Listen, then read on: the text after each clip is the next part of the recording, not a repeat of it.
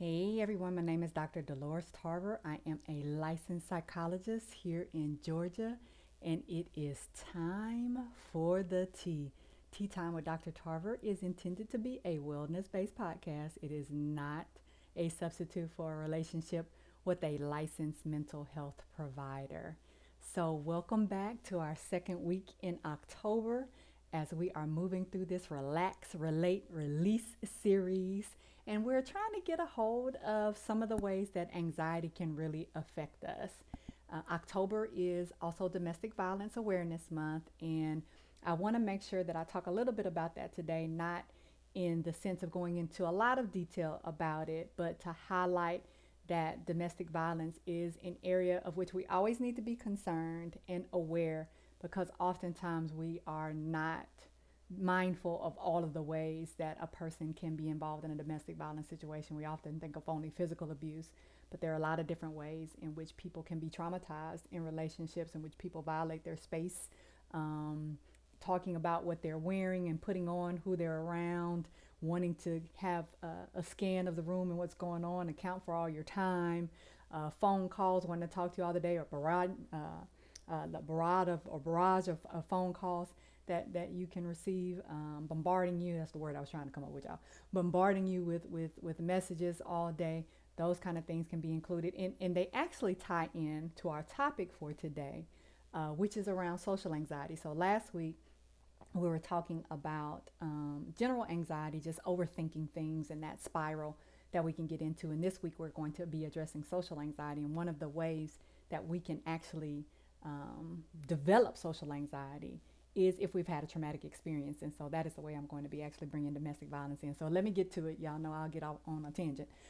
So today's topic is I'm not good enough, releasing social anxiety.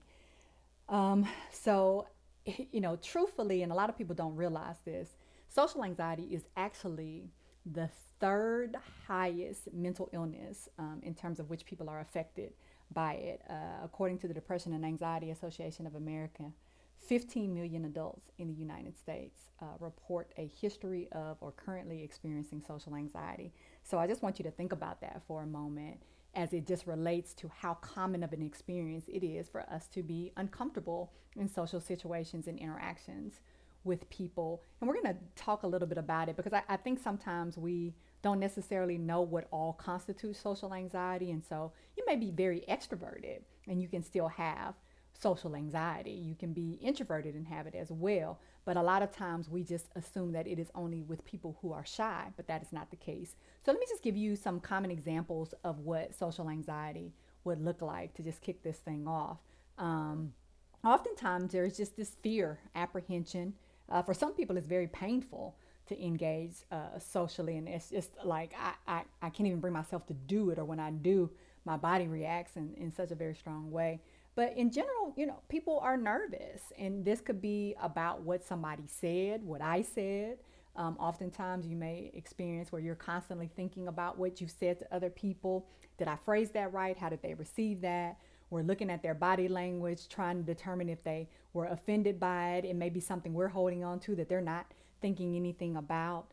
Oftentimes, it is in relation to am I going to be rejected by someone? Am I going to be accepted by someone? Essentially, do I fit in with people? How are they going to be looking at me? And so, this is when we're walking into spaces, you all have done this where you've walked into maybe a coffee shop or a grocery store or a classroom, your office, and it feels like all eyes are on you and you feel really uncomfortable. And this is some of the ways that we experience social anxiety as well. It's just this discomfort walking into spaces of people for fear I might do something embarrassing that people may be looking at, but also what are people thinking about me? How are they judging me when I walk into this space, which can make it very uncomfortable to go to places.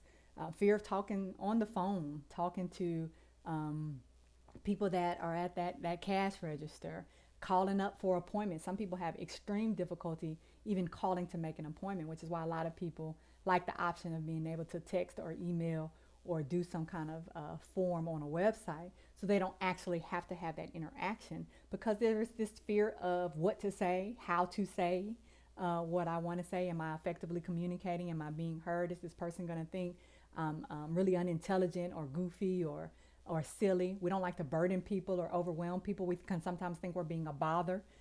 Being able to calm our voices down enough to be able to talk and not talk so rapidly or not talk so softly. It can be very intimidating. You don't know who's on the other side of that phone and what they may say. And as you all know, if you've ever dealt with any kind of customer service situation, you could very much have a negative experience with someone, and that negative experience you take to the next time sometimes where you're interacting. And this is why we often are like, do I want to make this phone call? We don't want to disappoint people. We don't want to seem as if we're being a bother. This is why we don't correct orders when they're wrong. This is why we're not the people to voice where we want to go for the restaurant you all choose. We don't want to bear all of that responsibility. And oftentimes we are thinking about other people more so than we're thinking about ourselves in these situations. And so that's another reason why we're very uncomfortable.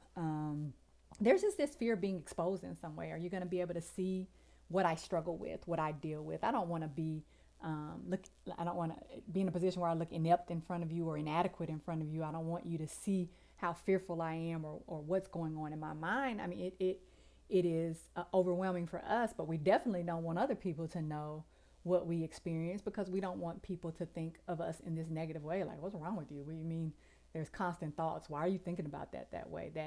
That judgment piece is so strong with anxiety. We are so very concerned about other people seeing us in this light of being less than or not enough, right? I'm not good enough. This is where the topic of this podcast came from. So what do?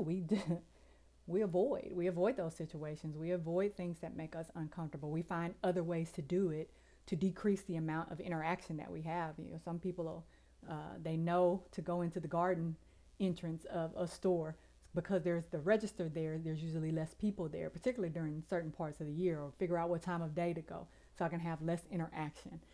Figure out how to order my stuff online so I can just go pick it up and I don't have to interact. Right, there are just a lot of ways we try to navigate this that decrease our time of interaction. Now, we're going to talk about in terms of what is more helpful, that when you actually avoid, you make your anxiety worse, even though it seems like in the moment, like, no, I don't have it, I'm doing better, right? No, well, that's just not allowing me to actually get at the fear. And as long as that fear is there, it's going to be binding for me. It's going to be difficult for me to do anything when I'm scared. So I actually, believe it or not, need to address the fear, not run from it. So where does social anxiety come from? Where are the triggers? And I know you all probably get tired of me doing this, but it is a complex thing in which there's no one answer. So we know that there's just some biological disposition that we have toward anxiety. We know that with social anxiety, it can be learned, but also can be inherited. And sometimes we just have those social anxiety genes, the ones that make us a little bit more fearful and uncomfortable. That cortisol level rises up a little bit more. That heart rate speeds up a little bit more in interactions with people. And so we have that component that we didn't have any control over. Those were just the genetic cards that we were dealt.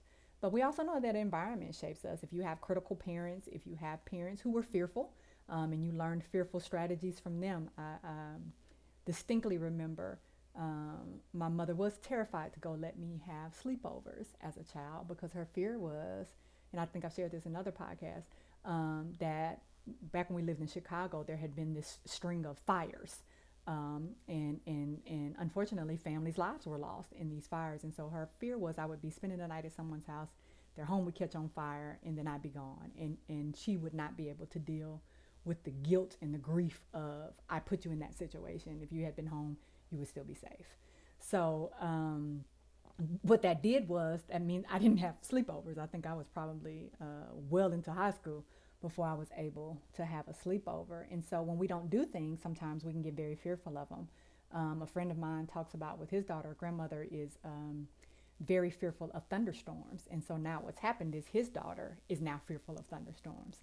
And so that's a learned behavior. Had she not seen how her grandmother reacted, and some of you may have grown up with grandparents who are like, turn off the lights, turn off the TV, turn off everything, sit in the dark, because there was just this fear that something bad was going to happen during this thunderstorm, as opposed to recognizing that, yeah, this is part of nature. This is a part of the environment. It is not that I necessarily need to run out in it, but I also don't have to be afraid of it, right? So there's the environmental things that happen. And so when we don't have examples of people that push us to work past fear or teach us how to manage it and face it, or give us opportunities to be exposed to a variety of things so we're not fearful of them, then yes, we can become very fearful. We may not learn those social skills. And so oftentimes we're uncomfortable in social situations because we haven't learned, we haven't been able to develop for whatever reasons. May have been parents, may have been school opportunities.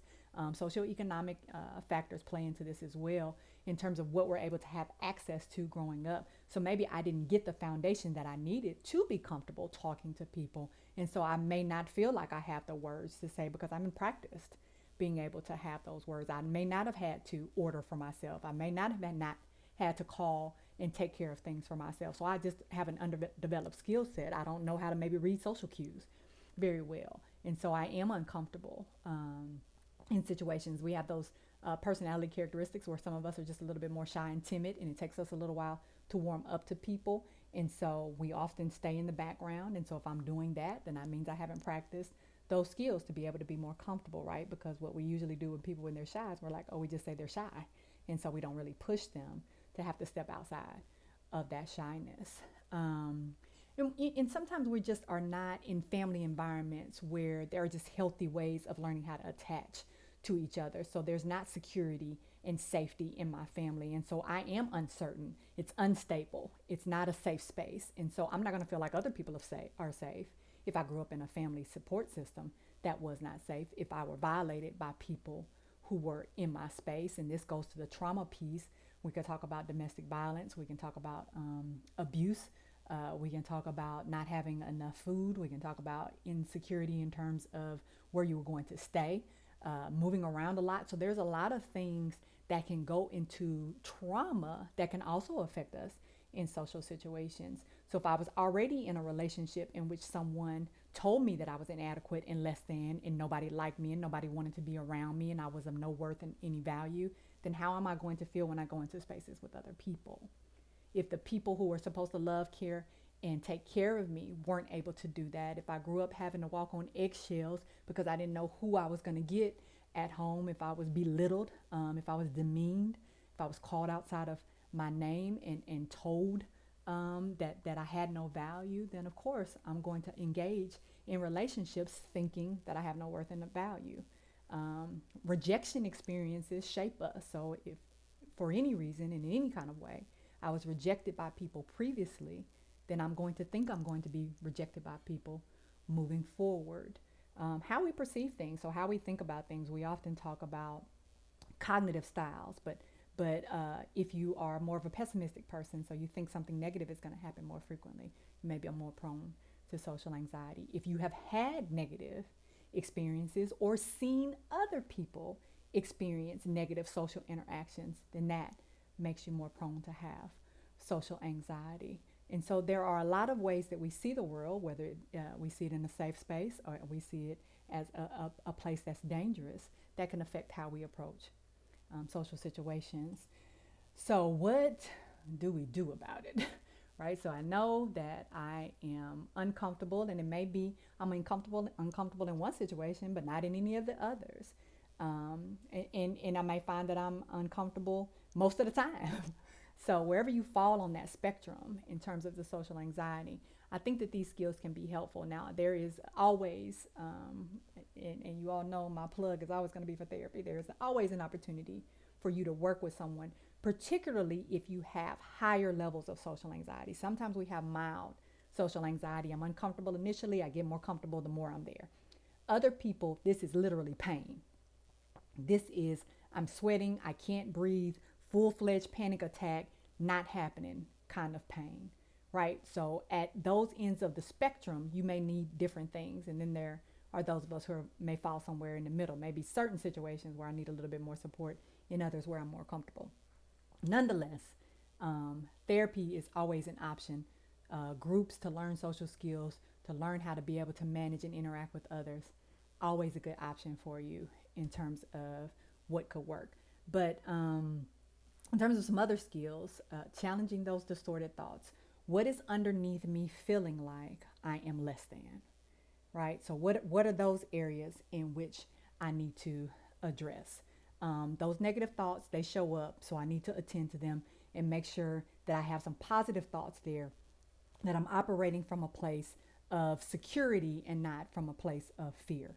Being mindful in this situation. Let me experience this moment that I'm present in right now. I might start with 5 minutes, work my way up to 20 minutes, getting comfortable in my body in a space, creating a fear hierarchy. What am I most afraid of? What am I least afraid of? So I start with small things. So maybe it's I go to a coffee shop, I bring my laptop, I set a timer, I stay in there for 30 minutes. I work my way up to an hour. Then I go in there and I don't have the laptop. Maybe I have a book. Right? So learning how to interact. I tell myself, okay, speak to at least one person. I challenge myself to go up to a cash register and interact with the clerk. Right? So there may be some places where I start. Planning outings, because again, we have to address and face the fear. We can't not address it. Otherwise, it just gets worse. So let me plan some outings. Again, if I go off that hierarchy, start small and I work myself up. How many minutes am I going to stay there? Am I going to take someone with me? Not take someone with me? How many people do I want to approach when I'm there? What is going to be my objectives? Because we do have to practice talking to people. So once I get comfortable saying, and I can write some things out when I have to make that uncomfortable phone call, when I have to go up to the doctor's office, I can write things out so I have something there. But the more I do it, the less fearful I get. And let me not focus on how people are going to receive me, what I'm saying. Let me just focus on the experience. What did I hear? What did I feel? What was in the space? You know what? When I walked in there, I was a little anxious, but then as I went on, I got less anxious. I noticed they had this really nice lavender hand sanitizer that I like the smell of. Good self-care is really important to you all. We need sleep. We need to make sure that we're well rested before we try to go into a situation that makes us uncomfortable. Um, Caffeine can actually increase anxiety, so can nicotine. So we want to be mindful of lessening our use of those things. And alcohol we use as a number or something to make us feel more comfortable, but then I don't actually get to engage in the presence of the moment. And so I need to be present in the moment. So I don't need to have alcohol there to get my inhibit my fear. I need to be able to feel the fear and work through the fear. Breathing is really important. Deep breathing, bringing my attention to my breath, calming my body down. That's what's going to keep that heart rate down, get the butterflies out of the stomach, is me being able to calm down. And practice being confident. And I know that we say fake it till we make it, but that is actually true. If I walk into a situation and I affirm myself and tell myself, you got this, you can do this, you can make this eye contact, you can have these conversations, over time I will begin to internalize that and be able to move forward in a more confident way. But also be kind to yourselves, y'all. If y'all try some of this stuff and you like, that did not work, I was okay and then it fell apart, it's all right, right? These are practicing kind of technologies or techniques rather that we're using. So it's going to take time. I do not want you all to be under any illusion that this stuff is going to knock out your social anxiety in 2 weeks or less. But over time, you can see some improvement. And again, if you need some additional support, you know you have that resource to be able to practice. So managing social anxiety is a process. It does take practice. It can get better. Okay? You all be well.